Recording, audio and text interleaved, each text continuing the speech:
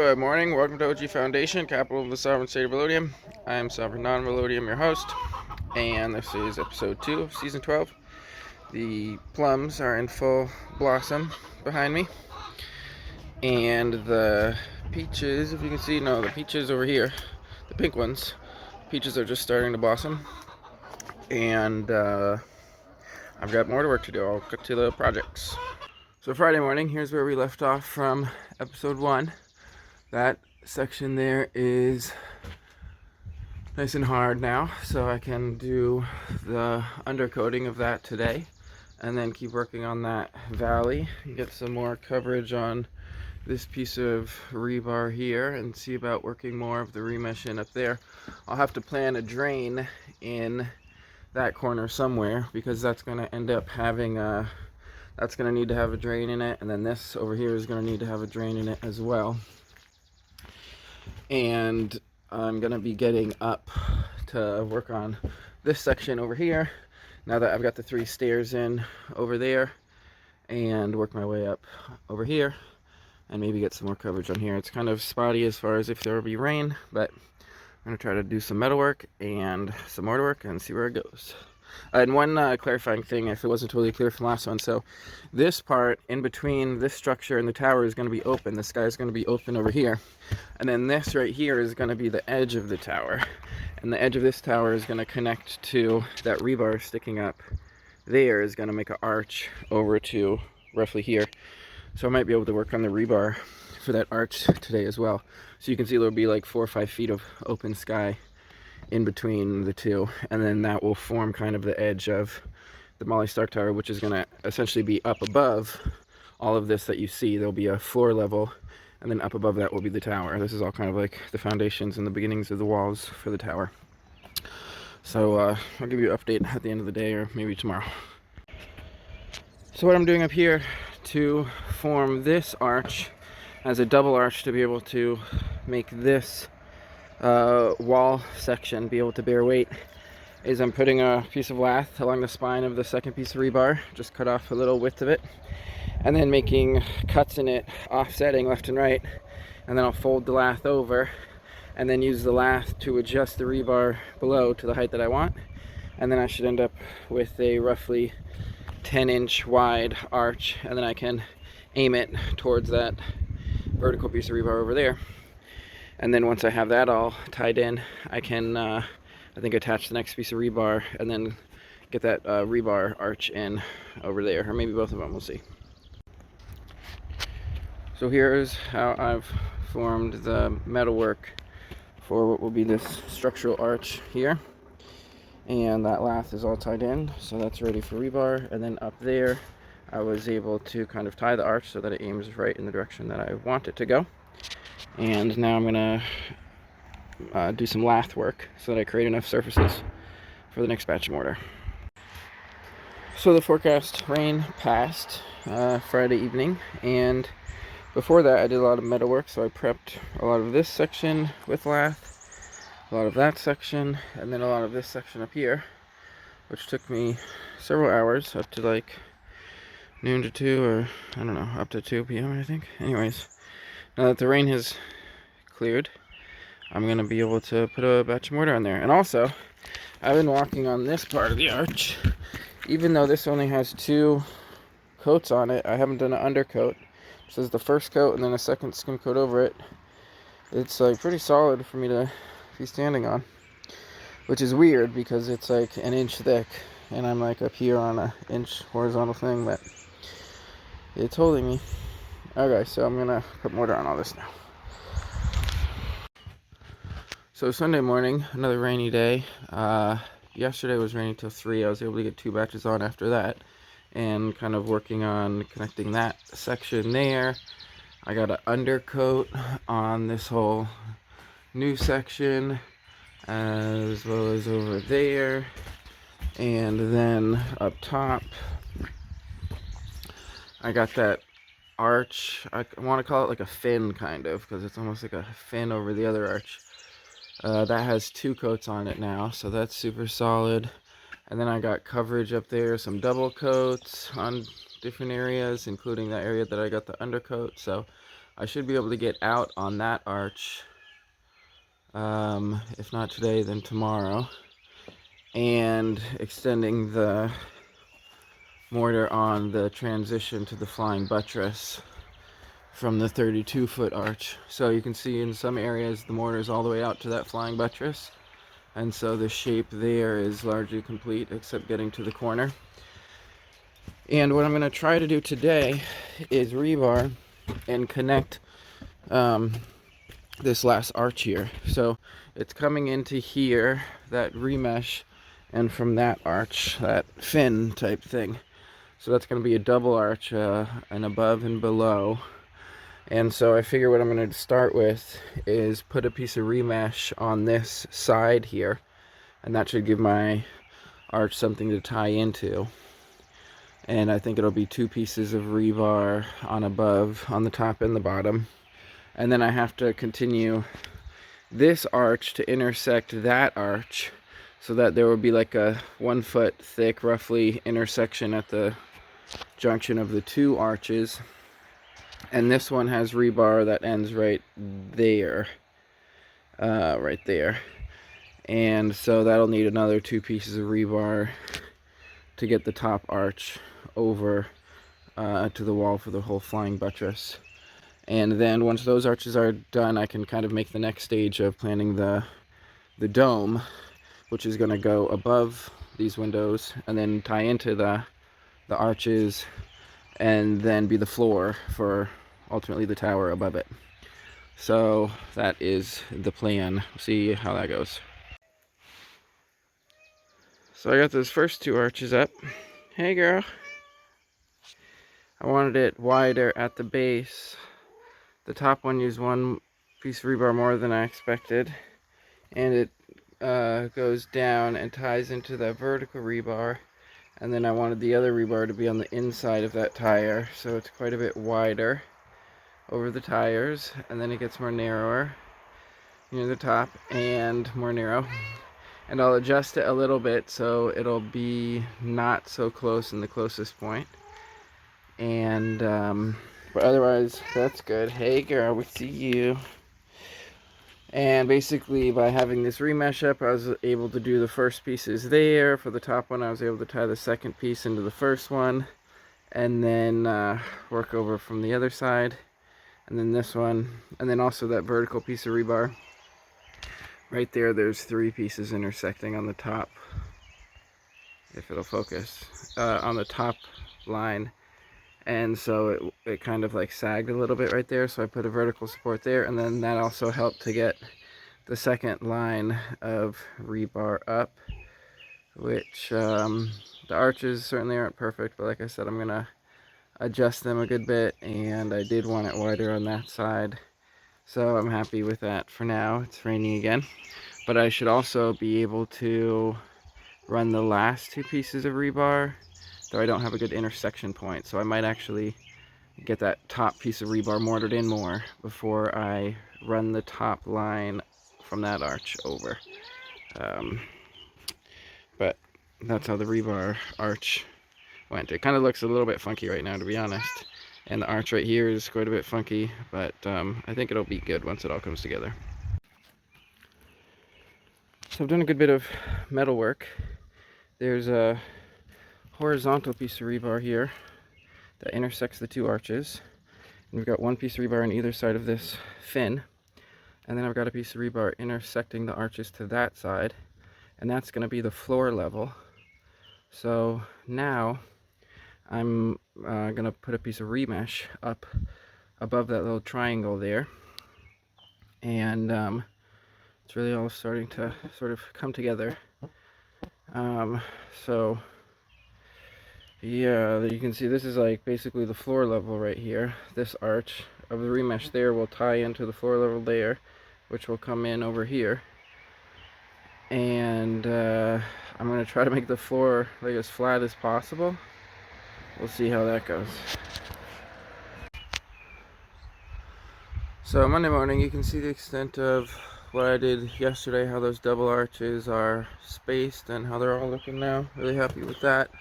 And then getting that vertical remesh up above And then I'm just starting some lath over here to anchor all this in. And there's some funky weather with rain. I'm gonna try to prep that last little bit right there as fast as I can, and then get to some mortar, and hopefully I don't get rained out. So we're getting some rain on my new mortar. Had about 2 hours. I put some calcium nitrate in it to speed up the setting process. Try to cover it with this little thing for some of this fresh stuff. Over here, this cinder block and these screws are holding down this one piece of rebar. I don't know if you can see it up in there, but there's one piece of rebar that ends right there. There's another piece of rebar that goes in line underneath that lath, the lower arch, and then the horizontal piece, which ends up arching at the end. And then anchoring it over there is really important. And then you can kind of see from up here how this is starting. That'll be the floor level of the tower. And yeah, I'm hoping it's not going to rain very much. I think everything's pretty safe, and it was really good I put that calcium nitrate in to speed up the cure process. So I think once the rain stops, I'll do some more metal work over there, keep working on that dome. And that last batch I was also able to do a lot of undercoating on this big arch. So now I just have like a 5-6 foot section over there, which is really hard to get to because of all of these tires. But I should be able to get to this section over here with the next batch, and I'm really looking forward to closing off this gap and getting all of that to bond with that wall there, as well as over here, and that'll be a big kind of like completion thing once I can do that. And then later on, probably next week, when I can complete this whole dome here, then that'll be really good, and I can focus more on the actual Molly Stark tower over here. I just got this in the mail. 17 gauge quarter mile of what says is galvanized steel, but it looks more like stainless steel. But this is what I'm going to use for the rebar ties so it doesn't rust. Over time, I want to replace everything that will rust. I want to replace this remesh with either galvanized remesh or stainless steel remesh or some other similar type product that won't rust, and replace the rebar over time with galvanized or stainless steel rebar. I was thinking about that fiberglass rebar, but because I bend everything, the fiberglass stuff makes like splinters, and I don't want any fiberglass splinters. But I'm intending to build things that last a really long time, and because the final product is rather thin, rust could be something that undermines it in probably the first thing that undermines it, if not ice and kind of like the ground moving. So this is step one. I've actually been using galvanized wire that somebody donated to me. Actually galvanized, didn't look like this stainless steel stuff. Oh, that's actually this is the galvanized stuff, which was probably a little higher gauge, like that might have been 16 gauge or something. This is 17 gauge. It seems a little softer, easier to work with, and I don't really worry about the strength of it because I figure it's not really the wire that's giving it the strength. It's like I don't know, it's just like really holding the metal together as far as I can tell. But this is a good product. It's like the cheapest option. This is a quarter mile. I think this is like $30 or $40. So that's way cheaper than any alternative. I also ordered 10 things of actual rebar tie that's stainless steel because I didn't know if this was going to be too like not flexible to work with, but this is gonna work. But the 10 things of rebar wire, which are only twice as long as that, cost $140, so it costs a lot more for that stuff.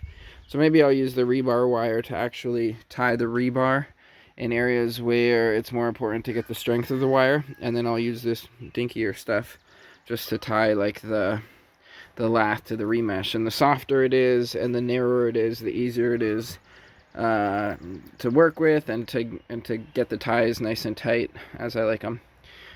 So I was just kind of sharing this product, that this seems to be a good product. I got that off Amazon.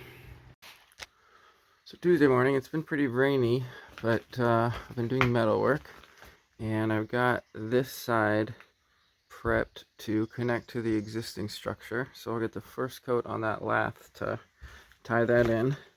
And then over here as well in this vertical, I'll get some mortar on that to tie that lath in.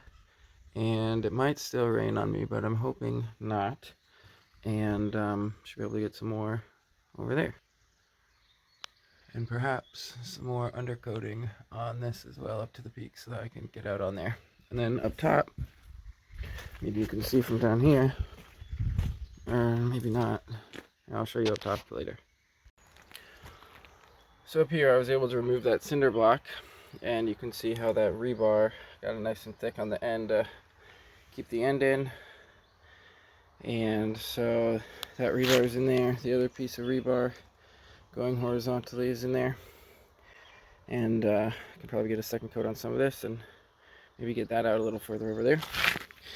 And I'm gonna work on all of this. Yesterday I got 2 pieces of rebar on here, which were necessary again to adjust the shape of it to get a nice consistent curve. And that should be all the rebar that is required up here. And in this corner I'll be able to fill in a lot of that with mortar as well. So I got lots of mortar work. Doing some hardcore cloud dodging today. There have been thunderstorms either side, clouds shifting, and for the most part we've been spared just on the edge of things.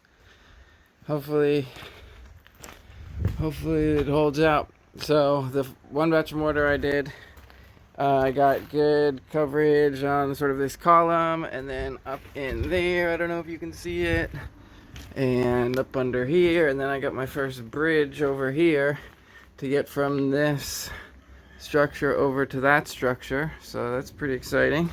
And then working further on the arch down here, got that anchored in, that lath anchored in, that lath anchored in, and just about finished all the way up to that flying buttress, which is what intersects up there. And then, oh no, the rain. You have jinxed me, you viewers. I blame you. And then I got more coverage over there on either side of the sort of anchor for this arch situation. But now I gotta do some rain protection. After I stopped videoing the last time, the rain basically stopped. Someone out there is trying to jinx my good fortune for sure. Anyways, I did another batch of mortar, got more coverage over here, and I have enough space to probably do another batch of mortar. Like, I have enough metal prepped where I could do another batch, but I don't think there's enough time before the next rain. There's like 2.5 to 3.5 hours before rain, and so that's just wouldn't be prudent to do another one. So I'm just gonna pick up from this one, and maybe I'll do some more metal work over here. I also got another batch on that anchor point over there, so that'll be nice and solid. Wednesday afternoon, I've got some forms up on the side and on the kind of floor on the corner of the Molly Stark Tower over there. And then I'm gonna do some underlayment, and even though there's some rain forecast, hopefully it'll be all good. So after batch 2, more undercoating. Seems like the rain, actually I didn't check above yet, but I don't think the rain did too much damage.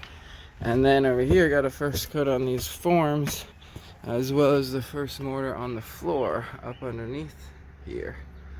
So I don't want to do too much because there's not a lot of support for that.